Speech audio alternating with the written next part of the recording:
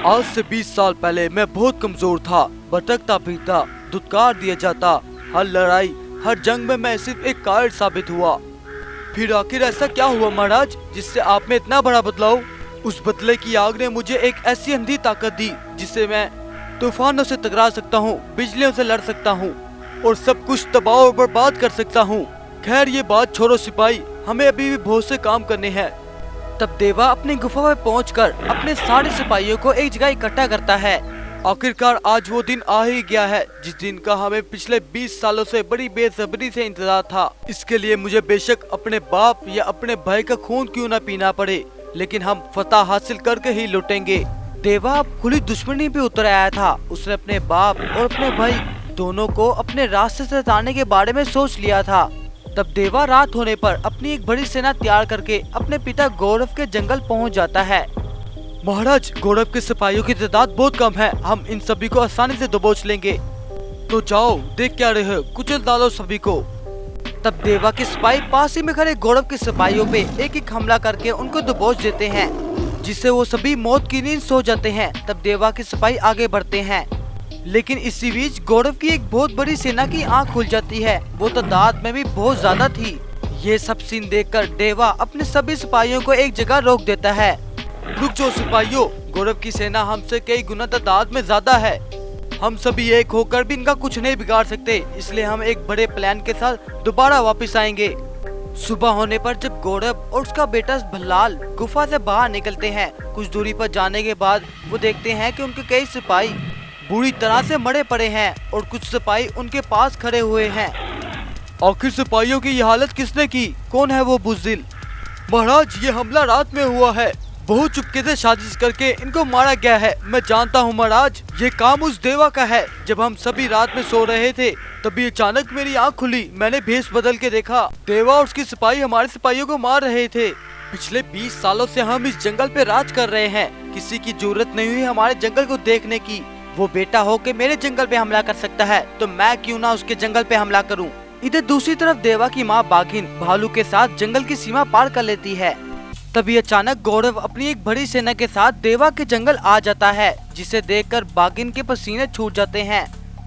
और इससे पहले कि बाघिन कुछ कर पाती, इतने में भालू वहाँ से अपनी जान बचाकर भाग जाता है। अरे आओ आओ बाघिन आओ, देखो तुमने देवा को पालकर दुनिया की सबसे बड़ी गलती कर दी। तुमने देवा को इतनी मेहनत से पाला, लेकिन बदले में क्या? बदले में सिर्फ तुम्हें मौत मिलेगी, मौत। लटका दो उसको सूली पर। तब गौरव के सिपाही शेरनी को पीठ के बल उल्टा लटका देते हैं। महाराज, जुर्नाजुर ये खबर देवा तक भी पहुंच गई होगी। जैसे ही देवा को पता लगेगा, कुत्ते की तरह खींचा चला आएगा।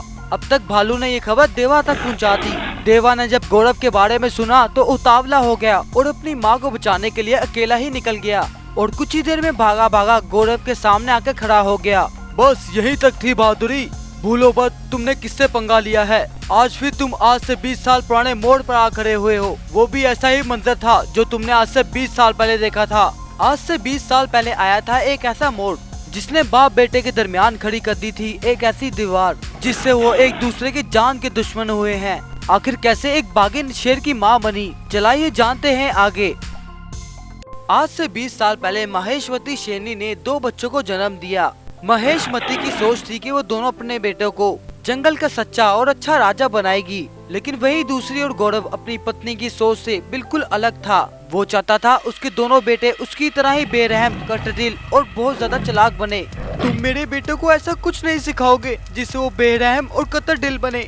ये मेरे बेटे हैं, आज मैं इन दोनों को जंगल के बीच में लाकर खड़ा कर दूंगा और अगर ये शिकारी के सामने डटे रहे तो मेरे ये असली बेटे हैं।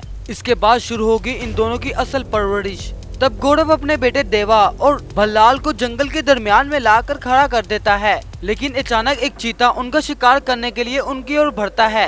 ये देखकर देवा डर के मारे वहाँ से भाग जाता है, लेकिन भल्लाल डट के उसका सामना करने के लिए उसके सामने खड़ा रहता है। इससे पहले कि जंगली चीता उसे जख्मी करता, तभी वहाँ गौरव आता है और जंगली चीता को एक ही वार में मार गिराता है।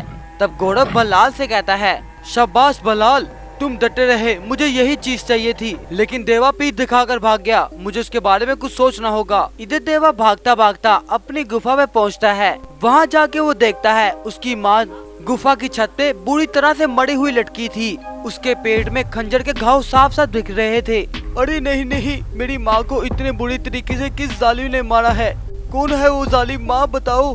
तुम्हारी माँ को तुम्हारे पिता गौरव ने मारा है। वो नहीं चाहता था तुम्हारी माँ कमजोर और रहम दिल हो, इसलिए उसने तुम्हारी माँ को मार दिया। तुम्हारी जान को खतरा है, हमें अभी यहाँ से चलना होगा। तब बाघिन देवा को अपनी पीठ पे उठाकर अपने जंगल की ओर ले जाती है। अब बाघिन देवा को एक माँ की तरह पालने लगी और उसे अच्छा भोजन देने लगी। अब समय कैसे बीता जैसे पता न लगा और देवा जवान हो गया। लेकिन एक बार ऐसा हुआ कि देवा के जंगल में कहीं से खतरनाक शिकारी घुस आए और उन्होंने आते ही देवा के जंगल के जानवरों को बड़ी बेदर्दी से मारना शुरू कर दिया। तब बाघिन दौड़ती हुई अपने बेटे देवा के पास गई। देवा, हमारे जंगल में पता नहीं कहीं से शिकारी घुस आए हैं और जंगल में कोई भी इतना ताकतवर जानवर नहीं है जो उनका मुकाबला कर सके, और अगर कोई उन शिकारियों से मुकाबला कर सकता है तो वो हो तुम। तब देवा तेजी से भागता हुआ बाघिन के साथ जाता है और उन शिकारियों को उठा कर फेंकने लगता है। देवा की ऐसी ताकत देख बाघिन भी दंग रह जाती है, क्योंकि देवा के आगे बड़ा शिकारी भी अपनी मौत की नींद सो रहा था। अब देवा ने एक एक कर सारे शिकारियों की मौत की नींद सुलार दिया। तब बाघिन ने गुफा में पहुंचकर सभी जानवरों को इकट्ठा किया। देवा ने जिस तरह से हमारे जंगल की रक्षा की है और उन खतरनाक शिकारियों को मौत की नींद सुलाया है, ऐसा बहादुर योद्धा ही होता है असल जंगल का वारिस, और यही होगा उन जादुई शक्तियों का भी आखिरी वारिस। इतना कहकर बाघिन देवा को एक सुनहरा फल खाने के लिए देती है, जिसे खाने के बाद देवा एक विशाल रूप धारण कर लेता है। देवा का ये विशाल रूप देखकर सभी जंगल के जानवर बहुत ज्यादा खुश हो जाते हैं। उस दिन के बाद देवा इस जंगल का राजा बन जाता है।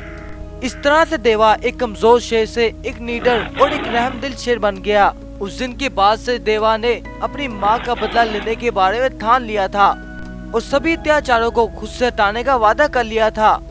तो ये थी आज से 20 साल पुरानी कहानी। लेकिन आज भी देवा के पिता गौरव ने उसकी सुतेली माँ बाघिन को पैरों के बल लटकाया हुआ था। मैंने आज से 20 साल पहले कसम खाई थी, जुल्म और अत्याचार का अंत मैं हमेशा के लिए करके रहूंगा, चाहे उसमें मेरा बाप या मेरा भाई क्यों न शामिल हो। अपने घुटने टेक दो देवा, क्योंकि हम इतने सारे और तुम अकेले हो। मैं तुम सबके लिए अकेला ही काफी हूँ। इतना बोल देवा अपनी जादुई शक्तियों का इस्तेमाल करता है, जिससे वो अपने विशाल रूप में वापस आ जाता है। देवा का ये विशाल रूप देखकर गौरव और उसकी सेना के पसीने छूट जाते हैं।